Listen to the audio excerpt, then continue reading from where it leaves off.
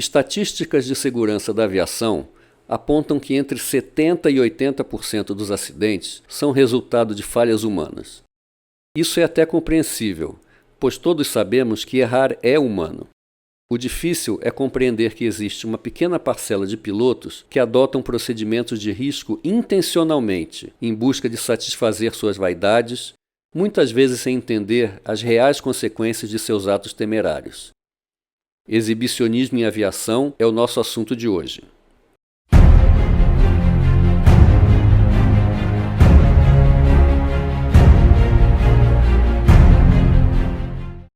Em junho de 2015, um Beechcraft King Air C-90 sofreu um acidente ao decolar do aeroporto da Pampulha, em Belo Horizonte. A bordo, 2 pilotos e um passageiro, que também era piloto. A aeronave iniciou a corrida de decolagem e, segundo testemunhas, se manteve a baixa altura sobre a pista, ganhando velocidade.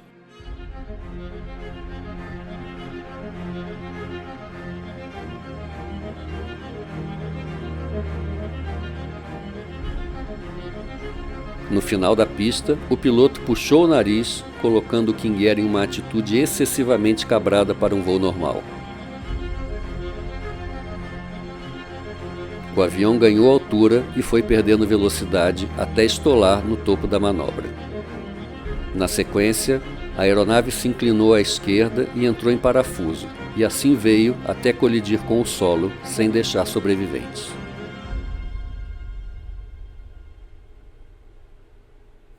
Momentos após o acidente, pilotos e funcionários aqui do aeroporto da Pampulha, que viram a aeronave decolando, comentaram pelo rádio a queda. Eu vi ele decolando, ele decolou, tal, tirou do chão, foi na decolagem americana. Aí ele foi na decolagem americana, deu um puxadão, cara, subiu lá em cima, foi, quase estolando assim, ele desceu o nariz, foi pra esquerda, aí ele já foi descendo, perdendo altitude, aí parece que ele tentou recuperar e o avião começou a entrar em parafuso.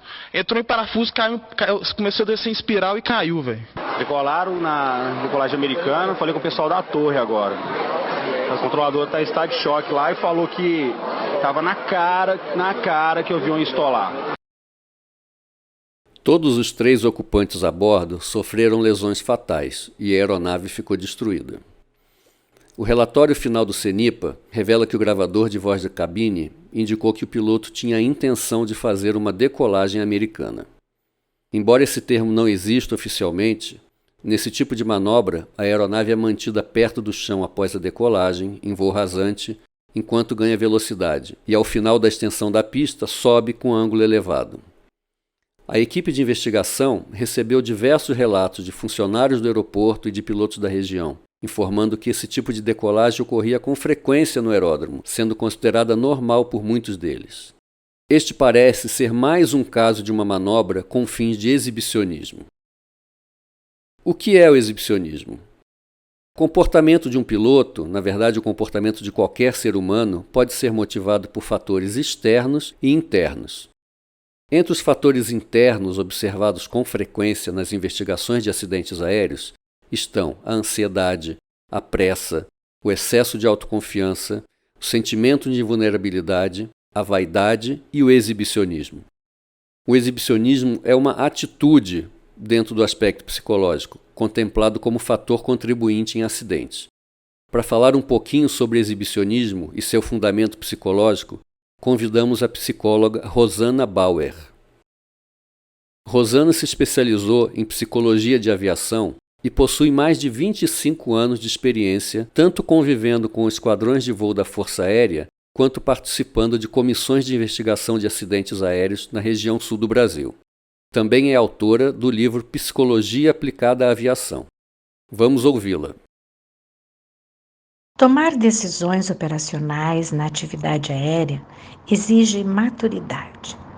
Para o piloto, a maturidade traz maior chance de acerto na escolha de suas ações, pois ela é o resultado da soma entre o conhecimento e a experiência. O que ocorre em muitos acidentes, onde pilotos decidem adotar comportamentos exibicionistas, é que a motivação que os impulsiona está voltada a satisfazer um desejo por admiração e reconhecimento. uma necessidade de autoafirmação, que em sua mente só vai acontecer na medida em que outros o olharem e o admirarem. Os atos aparentemente heróicos sustentam-se num grande desejo de ganhar visibilidade e aplausos. A questão psicológica por trás destes comportamentos impulsivos e inseguros é uma grande imaturidade.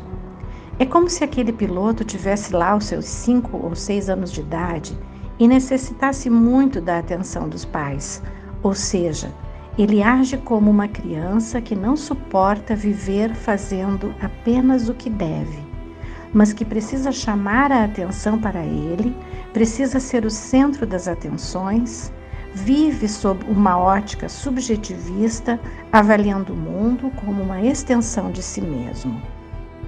Algumas avaliações nos alertam que aquele indivíduo que adota comportamentos exibicionistas é uma pessoa falsamente segura. Ele se comporta como se soubesse tudo. Ele aceita fazer procedimentos que outros pilotos evitam. Ele está sempre buscando exaltar suas próprias características e suas pretensas habilidades. É importante nos darmos conta disso, pois essa é uma forma de fazer prevenção. É importante buscarmos entender quais as motivações daquelas pessoas que estão ali na atividade aérea. Compreender por que decidem, por exemplo, pisar em regras que desafiam a física, que desafiam procedimentos de segurança de voo, que foram escritos muitas vezes com sangue. Importante percebermos isto no cotidiano, pois assim conseguimos identificar para nós e para os outros que esse exibicionismo, essa necessidade grande de aplauso, ela não passa de expressões de vulnerabilidade emocional e insegurança.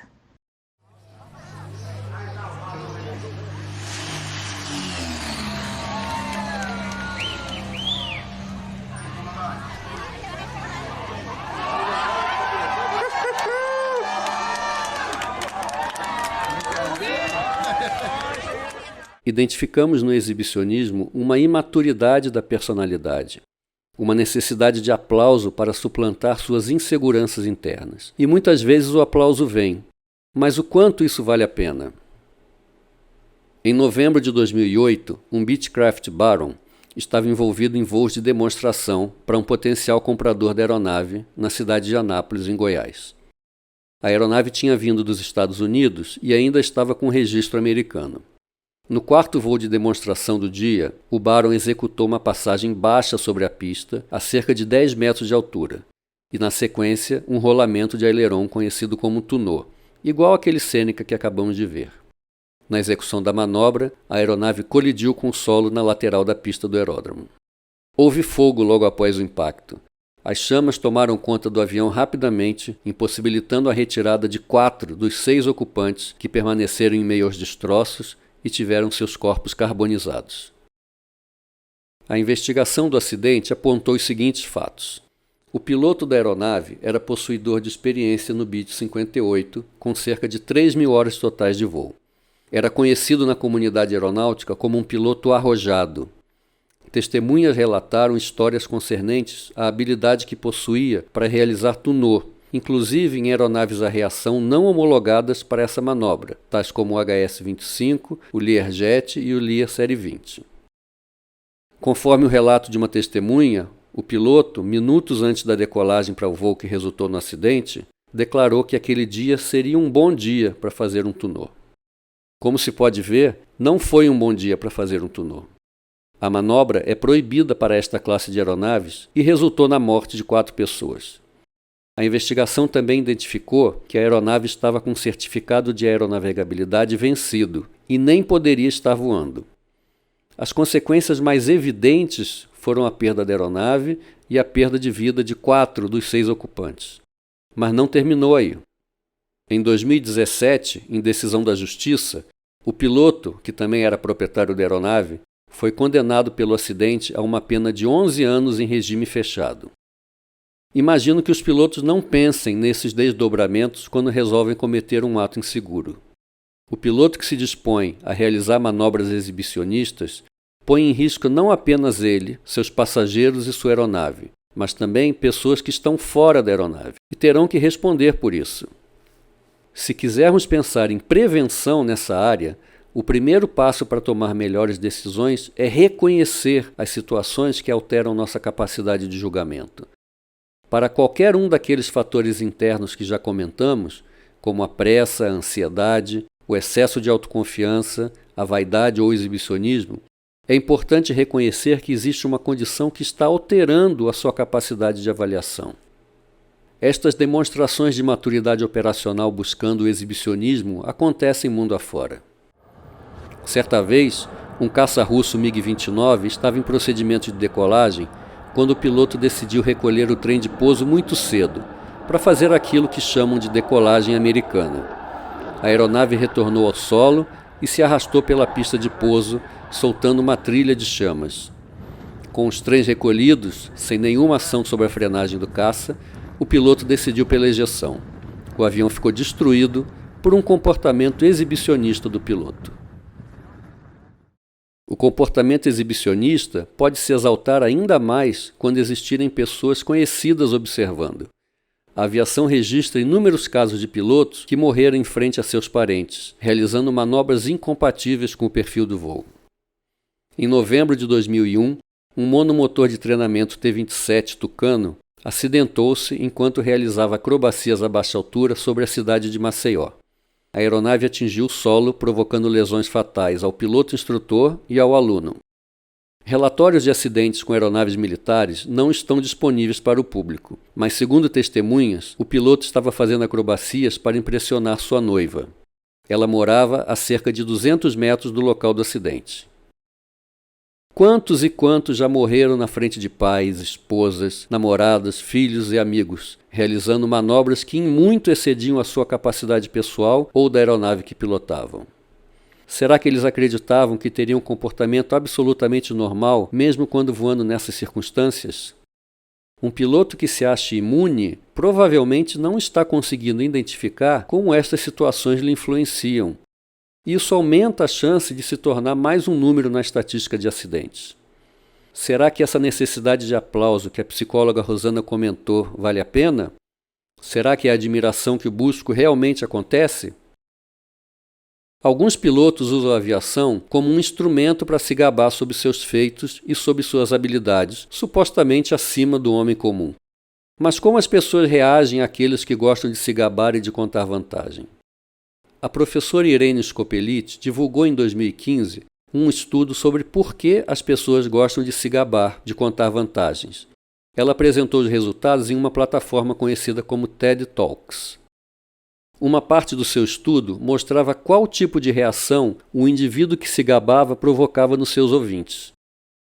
Ela também perguntou às pessoas que se gabavam se elas achavam que isso provocava algum sentimento negativo nos ouvintes.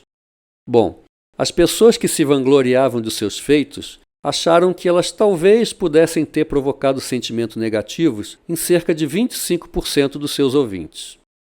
Mas quando perguntaram aos ouvintes do estudo como eles se sentiam frente às pessoas que se gabavam, cerca de 75% disseram ter sentimentos negativos com relação a estas pessoas. Então a pergunta: qual o propósito de se gabar, de se exibir? Se você está buscando aplauso, buscando uma confirmação de valor, você pode estar, na verdade, despertando o sentimento oposto na maioria das pessoas. E mesmo naquelas em que existe algum sentimento positivo, talvez ele seja bastante efêmero. Pense na sua reação quando alguém conta vantagem para você. Na aviação, frente aos riscos e resultados desastrosos, será que vale a pena? Talvez esteja faltando para esses pilotos que praticam atos arriscados e desnecessários uma visão da relação custo-benefício.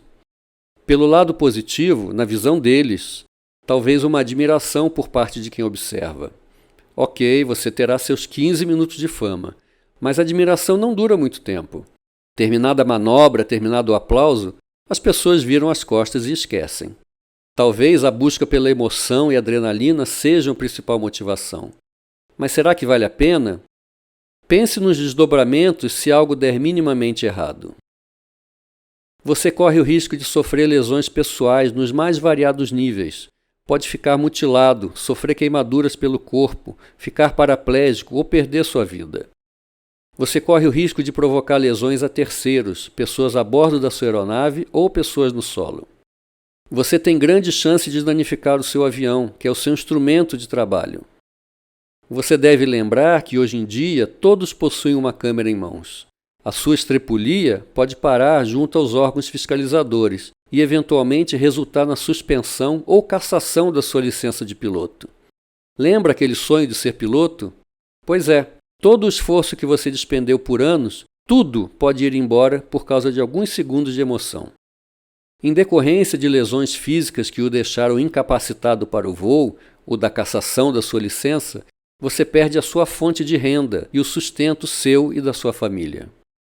Dependendo das lesões que você sofreu, seja incapacitado ou falecido, isso provocará um violento impacto emocional na sua família, seus filhos, seus pais e seus companheiros ou companheiras, para sempre. A dor para as famílias é imensa. Se tiver provocado lesões a terceiros ou danos à propriedade, você estará sujeito a ações judiciais que se arrastam por anos e podem complicar bastante a sua vida, incorrendo em indenizações financeiras ou perda de liberdade. Se no final você ainda escapar das suas manobras e suas ações se tornarem conhecidas negativamente, talvez isso afete a sua reputação e sua possibilidade de se recolocar no mercado de trabalho. Vale a pena? Nós sabemos que a grande maioria dos acidentes aéreos está relacionada com falhas humanas, principalmente no processo de tomada de decisão por parte dos pilotos. Um estudo mencionado no Pilot Handbook of Aeronautical Knowledge do FAA observou pilotos envolvidos em acidentes aéreos e comparou com outros que nunca se envolveram em acidente. O estudo apontou 5 características encontradas em pilotos propensos a ter acidentes. São elas: mostram desdém pelas regras, ou seja, as regras são para os outros, não se aplicam a eles. Tem alta correlação entre acidentes aéreos e violações de trânsito. Isso é a tal ponto verdade que quando você vai revalidar o seu certificado médico do FAA, você assinala um item no formulário concordando que o FAA e o Departamento de Trânsito troquem informações sobre você. Já imaginaram isso no Brasil? Frequentemente se enquadram no tipo de personalidade que busca emoção e aventura. Não se contentam em realizar suas atividades de voo dentro do padrão e trazem para a aviação essa busca por adrenalina. São impulsivos ao invés de metódicos e disciplinados, tanto na coleta de informações quanto na velocidade e seleção de ações a serem tomadas. Desprezam ou tendem a subutilizar a fonte de informações externas, como seus copilotos, comissários, pessoal de solo, instrutores de voo e ATC, ou seja, se julgam autossuficientes. Algum desses se aplica a você? A aviação está constantemente buscando melhoria da segurança de voo. Isso tem dado resultado muito positivo em quase todas as áreas. Nos últimos 40 anos, por exemplo, na aviação comercial, os índices de acidentes por milhão de decolagens caíram de 4 acidentes por milhão na década de 70 para menos de 0,4 acidentes por milhão nos dias atuais. Mas, infelizmente, ainda convivemos com segmentos que não ajudam nessa busca e que intencionalmente colocam em risco a sua vida e de outros. É difícil entender que no século XXI, com tanta informação e material educacional disponível, dando suporte à nossa formação profissional, alguns pilotos ainda não compreendam os desdobramentos de atos arriscados, das consequências permanentes que podem resultar de alguns segundos de imprudência e negligência. Há bem pouco tempo, li um curto texto que reflete muito dessa condição. A frase é do piloto de linha aérea Anderson Rafael, atualmente voando Boeing 787 e autor do livro The Safe Pilot's Handbook. Diz ele muito acertadamente: para fazer besteira não é preciso grande habilidade. Qualquer um faz.